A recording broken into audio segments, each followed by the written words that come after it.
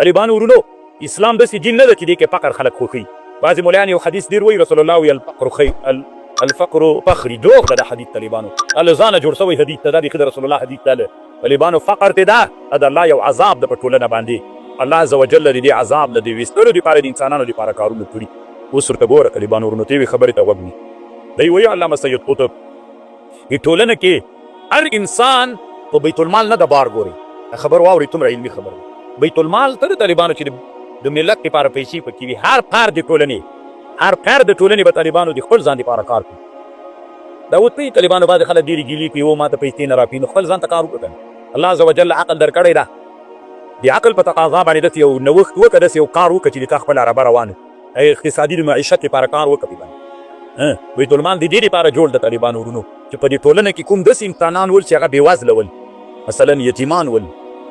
شل ول معیوب ول کار یې نه سو کولی دغو ته به طالبانو له بیت المال نه څوک ورکوي. زلزلو وځپل او انسانانو ته به له بیت المال نه برخه ورکول کېږي. نور طالبانو ورونو بیت المال داسې نه دی چې د ټولو افغانانو چې دا جوړ سړی د خپل ځان دپاره کار وکړي. انسان اسلام دین طالبانو انسانان دې ته هڅوي چې انسانان کار وکړي طالبانو ورونو او انسانان خودکفا کي انسانان په کار باندې ولویږي. ته موږ تاسې په ټولنه کې مولا طالبانو هېڅ د کار سره جوړ نه ده. طالبانو ورونو که تاسې دین وګورئ او علما د دین وګورئ په مخکیني د سلفو تاریخ کې هر عالم طالبانو تجارت وکړی. هر عالم طالبانو تجارت او دکانداري کړې ده. اوس زمانه کې چې مولا او طالب تجارت شروع کړي علم ووهه نو طالبانو دا به هم راتلونکي کې داسې کوي علما دې صحیح تجاران دې هم کوي طالبانو چې علم در سره یو خوانه مې طالبانو دومره خوان کوي که نه لکه سم چې بیا در سره د راتکوب ټوپک یې داسې خوان الله دې او چې دا روپۍ د سره یې نه ښه ملا یې نو توک دې سر په 2 روپۍ هم نار دی علم به دې ناب عزت وي ته څومره ښه ملا یې طالبانو دلته قات دلته ناست ځمکه ګرې پنځوسي ته دا علم دې 2 روپۍ څه کوي هغه علم ته خلک کتاب یې دته که طالبانو نو هغه علم ته توک کړی ښه نرغوندې دکان جوړ کړه نرغوندې پکې کښېنه عطر پکې خرڅوه. د طالبانو د نکاح حکم څه شی علما وایي که چېرته یو سړي مال و دولت و دنیا هم درلودله او د شهوت داسې پرې غالب شوی و طالبانو ورونو چې زنا کې واقع کېده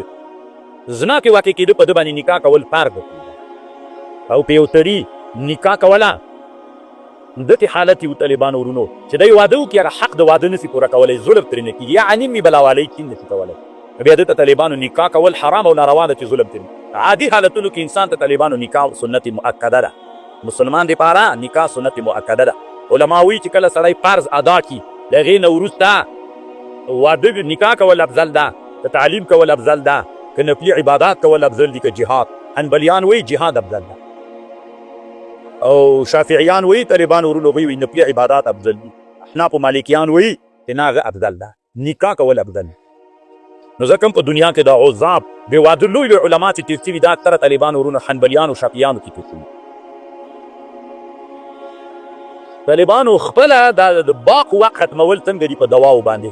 دا روح الماني لیکلي طالبانو ناروا ده موقته روا ده که په موقتې اندازې ځکه مثلا بعضې مدرسو پوهنتونونو کې داسې چل کېږي طالبانو ته په ډوډۍ کې سوډا اچوي چې شهوت یې طالبانو لږ کمزوری کړي نو دا پروا نه کوي موقتې مودې دپاره خو داسې دوا استعمالول چې د سړي ټوله قویبا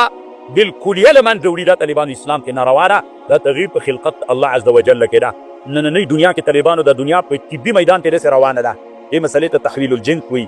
نر پر طالبانو نر کې عملیات کوي بیا د تېر جوړوي طالبانو بیا دغه پیان هم را پیدا کېږي هغه ویښتان چې د نر دي طالبانو ټول له منځه غورځي حتی طالبانو معاصر فقها وایي قد ینجابو د سره چې بیا میلو کې د بلاربېدلو احتمالات یې ستو بلارګېږي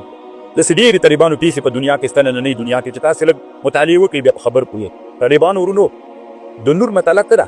دا هم ډېره جنجالي مسله ده روح الماني بحث دې کړی طالبانو خو ټول پخوانی زوړ بحث او صرف یوه خبره یې کړې چې دا نور له کومه کېږي نو دلته دی وایي طالبانو دا نور چې دا اجسام استغار دي له مودې نه را جدا کېږي. طالبانو ورونو لمر چېرته ده باندې راکني دلته رڼا نه کمه نو دوی وایي دا کوم شی چې رڼا کوي له هغه نه داسې واړه واړه اجزا صادره کېږي هغه اجزا د مودې د رڼا کوونکي سینه چې کوم اجزا صادره کېږي د رڼا د هغوی نه منځته راځي نو دلته چې موږ ناست یو طالبانو باندې له لمر نه واړه واړه اجزا صادره کېږي هغه اجزا دلته راننوتلي دي رڼا یې جوړه کړې ده خو دا مردوده د روح الماني رد کړې هغه اجزا خو د ورتۍ باندې دي بیا څنګه راننوتلي پوهېده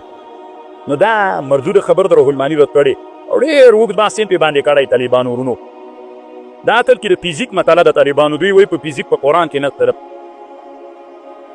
چې ښه پکې نور شیان قرآن خو د ټولو علومو حاوي د طالبانو ورونو او ته نه د نفع دپاره رالېږل ته وایي که د ټول انسانیت دپاره رالېږل ته نه ملا دپاره رالېږل ته وایي که ټول انسانیت ته رالېږل ته وایي څنګه ټول علوم نشته پکې سید قطب ته ګوره طالبانو ورونو الله طالبانو نور د اسمانونو ده یعنې منور ده طالبانو د فیزیک د علماو بحث په دې باندې ده دا دنیا ټوله نور ده طالبانو ټوله دنیا نور ده الله دې وکړي چې دا علم مدرسې ته لږ راسي او طالبان یې لږ ووایي طالبانو ورونو دا ما ته چې جوړ یو که نه دلته چې زه ناست یم ته د جومات ته د موبایل ته د کتاب ته دا چې انحلال کې انحلال خو پېژنې رنګ یې کې دومره وړې وړې اجزاوې ترې جوړې کړه لکه جوهر پارک غوندې ای جوهر پارک ته کښېنه طالبانو هغه جوهر پارک میکروسکوپ ته کښېږده هغې کې طالبانو هغه الکترون او پروتون او نایترون دا درې واړه طالبانو کهربا دي برقونه دي طالبانو یو سالب برقونه دي یو ایجابي دي باقي مثبت او منفي ټکه ده الکترون او پروتون دا ټول طالبانو برقونه دي یعنې دغه هغه څه ورته ورته وایي دا حتی دا جد لا تجزا دا ماده دا ټول نور د طالبانو نننۍ نړۍ کې ټول طالبانو په دې فکر باندې راغلي دي چې دا ټول څوک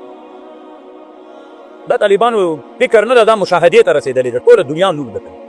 دا ټوله دنیا لکه دا ما ته چې جوړ دي دا له هغه نه جوړ دي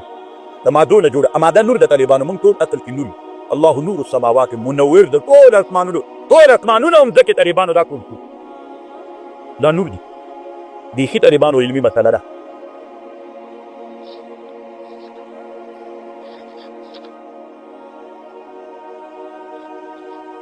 او دلته طالبانو ورونو